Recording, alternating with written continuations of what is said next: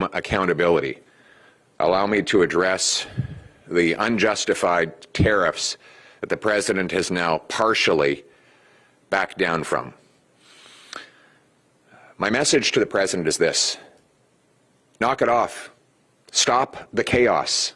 You are hurting your workers, your consumers, and most immediately destroying trillions of dollars of wealth on your own stock market. You're attacking a cherished friend of the United States, and you are strengthening America's enemies by going after America's friends. Stop tariffing our country and stop the monthly melodrama that is hurting our economies on both sides of the border. If you want American workers to have bigger paychecks and lower prices, then let's do more trade, not less. But if you choose otherwise, we will retaliate, we will fight back, and we will defend ourselves because we will always put Canada first. Putting Canada first means that we can't rely on President Trump or the Americans anymore. We can't live with these dramas every 30 days. We need to take back control of our economy and bring home our jobs, business, and economic sovereignty. And what have the Liberals done to achieve that since President Trump first threatened the tariffs on November 26th of last year? It's been 100 days. They have not repealed the No Pipelines Law, C-69, that effectively forces us to sell all our energy to the Americans. They have not approved a single new LNG plant, mine, or pipeline. They have not removed any of the tax increases that have driven $500 billion of our investment south of the border.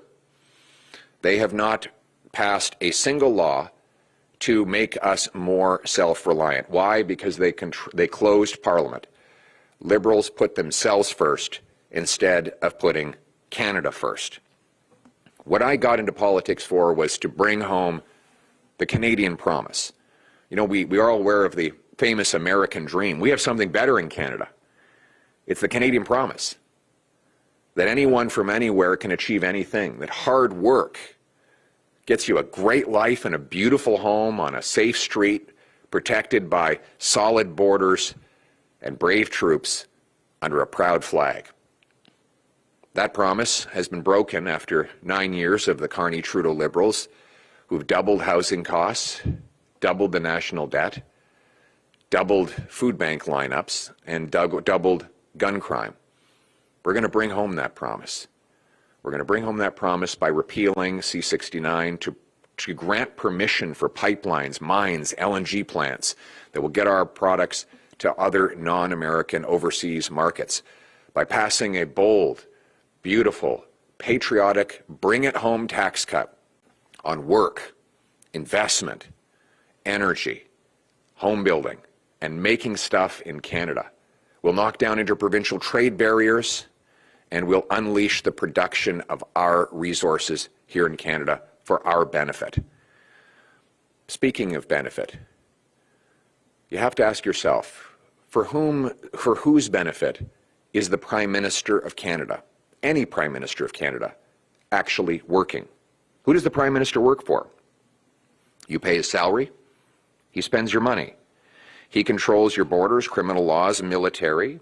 He negotiates trade agreements with foreign countries that can help or hurt your family. He makes life or death decisions. Now, what if he has millions of dollars of financial interests that are opposite your interests? What if he's profiting off insider knowledge and power at your expense? What if his interests lie with foreign hostile governments that can undermine our country? Then he is not working for you, he's working against you. That's why we have a law in Canada that requires politicians disclose all their assets and sell off any that put them in a conflict.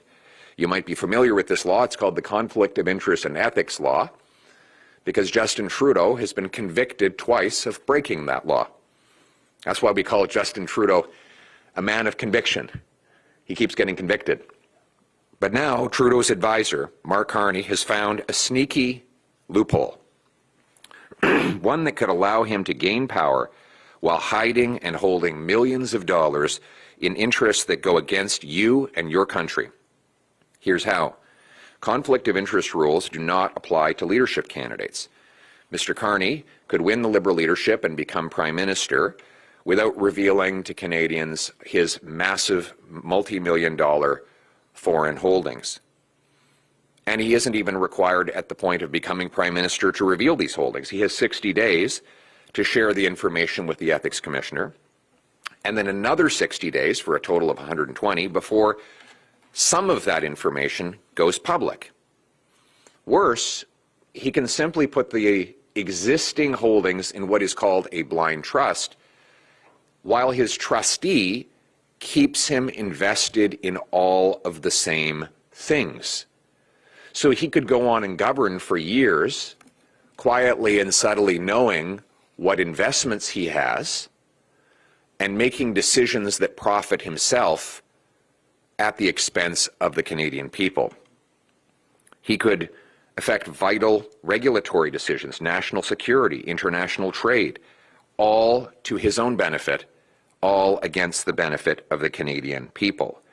Now, if you question whether he's willing to do that, keep in mind that Mark Carney's first decision after Donald Trump first threatened tariffs against Canada was to move his headquarters to the United States, sending Canadian jobs to America. So, what if he continues making decisions but now has all the power to make them with being Prime Minister of the country? Now, to be clear, there's nothing in the law that prevents Mr. Carney from doing the right thing today.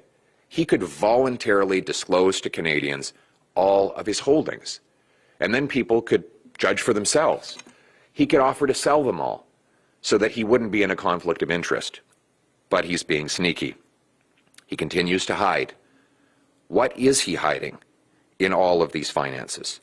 And how could he possibly negotiate with President Trump? You can be sure of one thing. President Trump believes in using leverage against his counterparty. He said so in his book. And his officials will come in with a briefing note. And that note will say, here are all Mark Carney's millions of dollars of financial holdings in the United States. And the president would then be able to use his massive regulatory, taxation, government buying, and other powers to manipulate Mark Carney against our country.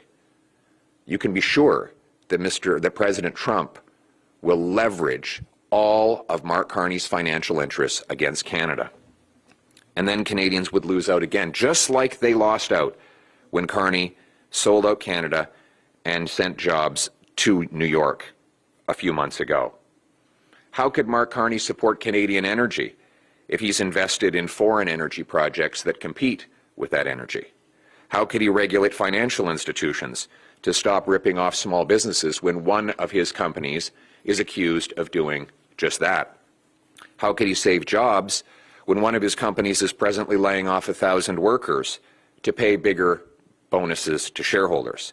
That's why I'm announcing that common sense conservatives will bring home accountability by amending the Conflict of Interests and Ethics Act to require anyone who becomes a leadership candidate for a registered federal party to disclose all their holdings to the Ethics Commissioner within 30 days and publish them publicly within 60.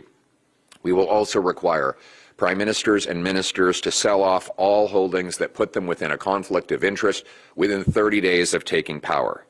That will put you back in charge of your government and bring home power to the people.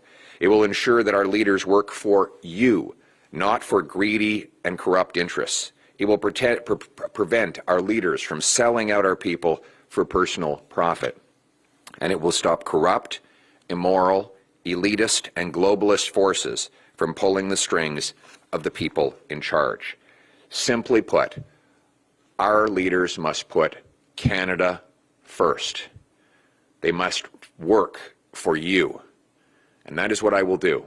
We will restore the Canadian promise so that your hard work guarantees you a great life in a beautiful house on a safe street, protected by solid borders and brave troops under a proud flag in Canada.